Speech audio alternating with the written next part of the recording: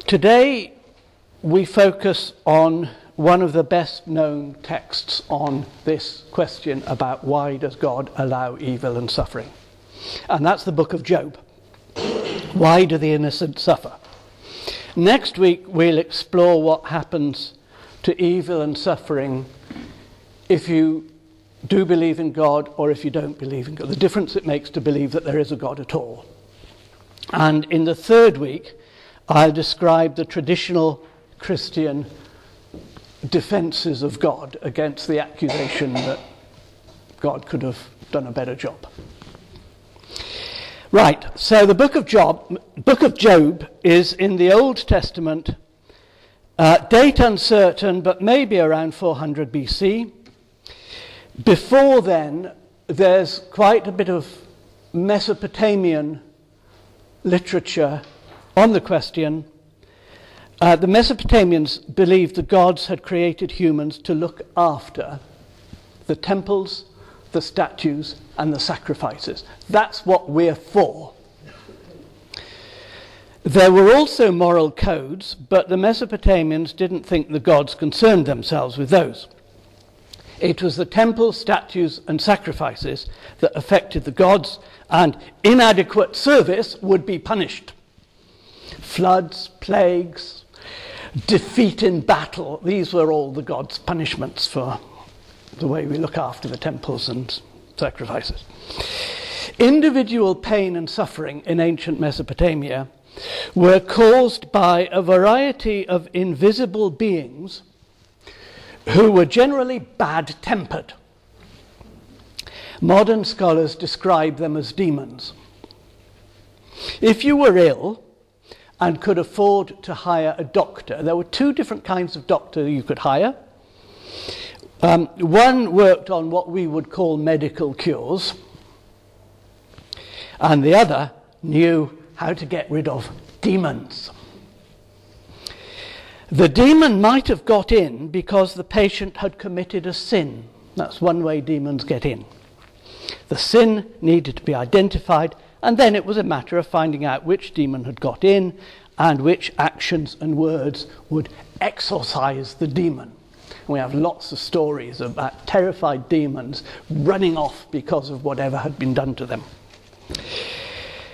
Now, over time, people questioned these beliefs. If illness is caused by demons, why do the gods allow the demons to do it? If illness is caused by disobeying the gods, perhaps we all need to be very careful and scrupulous about performing the sacrifices and looking after the temples. Better sort out that roof at St. Bride's here. But then people kept finding, however carefully they did the sacrifices and looked after temples, they still got ill sometimes. So how do you explain that?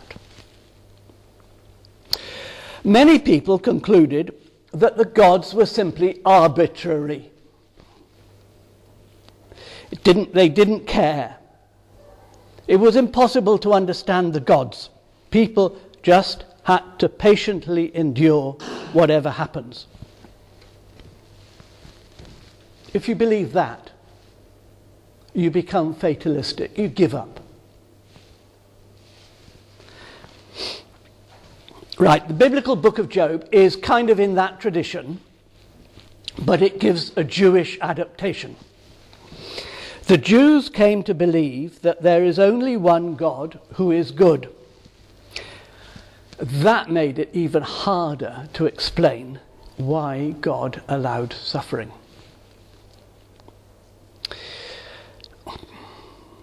To add to the complications, sometime earlier, while leading Jews were in exile in Babylon, some of the prophets had foretold a day when God would let them return home, and from then on, everybody would live contented lives so long as they obeyed God's laws. Jeremiah and Ezekiel are the main texts. Well, they did return home, and if these prophets were right, that meant that every illness was caused by God punishing sin. And it does seem that some Jews really believed that that was the case.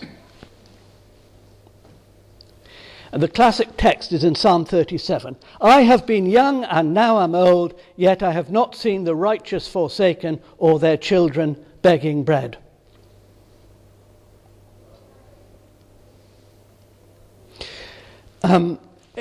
It's not a completely foreign idea. You can think of parallels today. You know, people who are poor and ill and you know, why haven't they got themselves a job or whatever. And you can think of parallels today. It's not that out of this world. But it brings us back to that problem. If all illness is God's punishment for sin, that means that the worse your illness is, the worse the sins you've committed. And the trouble is, it didn't seem to be like that. So, most scholars think the book of Job is about this question. Why does God allow good people to suffer? But they disagree about what answer it gives. And some scholars conclude that it's just badly written, it's inconsistent, so it doesn't really have a decent answer. Now, I'm going to follow the line taken by Peggy Day, who gives a more positive account of the book, and I find it more interesting, and I shall describe it.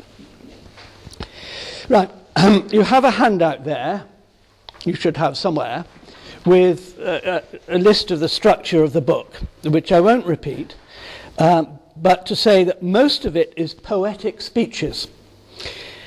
But at the beginning and the end, there are short prose sections which give us the plot. So, Job is an ideal, upright, law-abiding person, exactly the kind of person who ought never to suffer. He's rich and happy. We are then taken to heaven, where God is now, you probably weren't expecting to find this in the Bible at all, and why it is, I'll come back to that. God is surrounded by the other heavenly beings, one of whom is, now the text we read translates Satan with a capital S. Most scholars now think that's a mistranslation. Satan was a word meaning an adversary, so it's the adversary.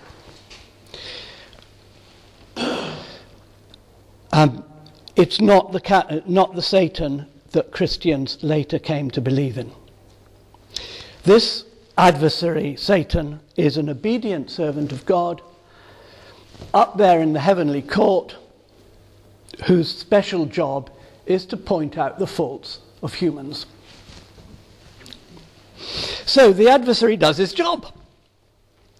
He points out to God that, okay, Job is very law-abiding and righteous, but it suits him very well. After all, God is rewarding him by making him rich and happy. So the Satan persuades God to take away all Job's benefits. First he loses all his possessions, and then his children get killed, and then he becomes horribly ill. Right, so everything you can think of went wrong. That's the prologue, the first part of the book of Job. Then we get the long poetic sections. Job laments his misfortunes, and his three friends insist that because all these tragedies have happened, God must be punishing him for some sins.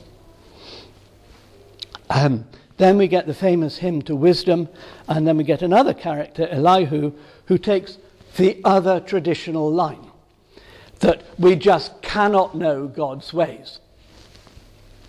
He denounces Job for even questioning God's wisdom.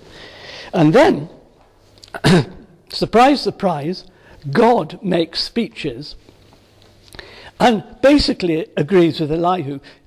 God simply claims superiority and asks how Job can presume to understand how the world operates. Job repents and submits to God, and God approves. And at the very end, we get another short prose section, the epilogue. Just as the prologue had described how God took away Job's health and wealth, the epilogue tells us that God restored it. Happy ending. Right, well now, Peggy Day's interpretation of this is that the book is written for people who, who believe that God rewards good law-abiding people and sends illness and poverty as punishments for sin. Like that psalm that I quoted, the author of the book of Job, according to Peggy Day, doesn't believe it. And so the author challenges it by juxtaposing fantasy and reality, so as to make people reflect on what life is really like. So, let's imagine what it would be like. Right, we all believe that God rewards the good and punishes the wicked. So anyone who is poor or ill must be a great sinner. Okay? We all believe that, don't we? Yeah, we're agreed about that. Right. Think yourself into that mindset and follow the story of Job. No. Right, okay. No. Here they come. No.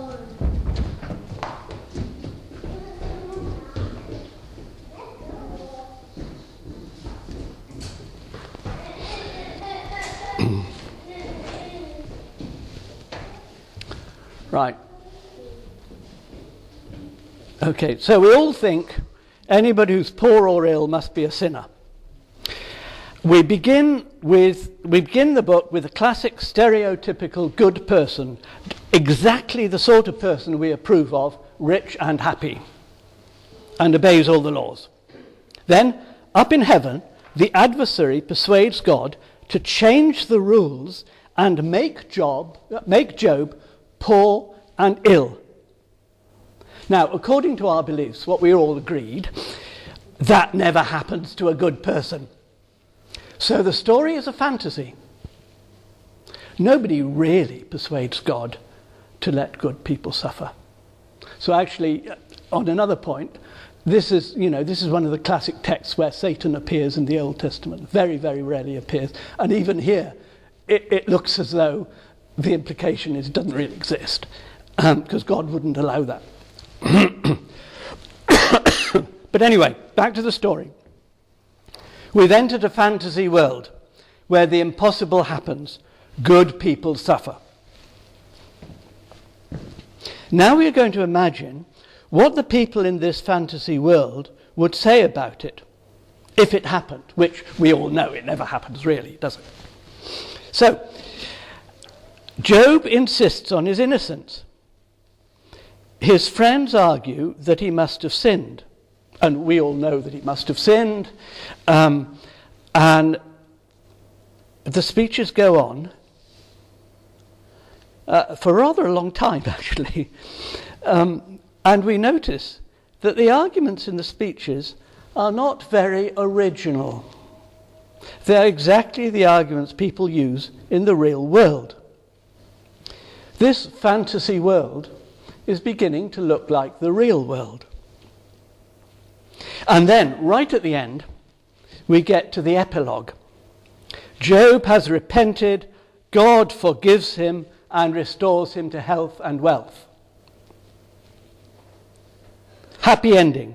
We're back to the way things should be. But, where are we back to the way things should be? Back in the prose narrative that describes a fantasy world where the impossible happens. This impossible figure, the righteous man driven to poverty and illness, sounds just like lots of ordinary people. His restoration to health and wealth is a fantasy. Reality and fantasy have swapped places. So, this is Peggy Day's theory. There are others with different theories. But if so, the book challenges the reader. What sort of world do we really live in? The righteous do get poor and ill, and the wicked often do get rich and happy. And it does more. Suppose it was the case that the righteous always prosper and the wicked always get punished. Suppose that really was the case. What would it be like? First of all, that adversary in heaven, the Satan, would have been absolutely right. Being good would always pay. All those long poetic speeches by Job's friends, and they are incredibly patronizing, they would have been right. The speeches, life would be like that. We would be able to tell that because you're ill you must have committed a sin, or if you're in good health then you must be a good person, very law-abiding. Is that the kind of world we would really want to live in? So there you are. I've said enough. I'm going to press the stop button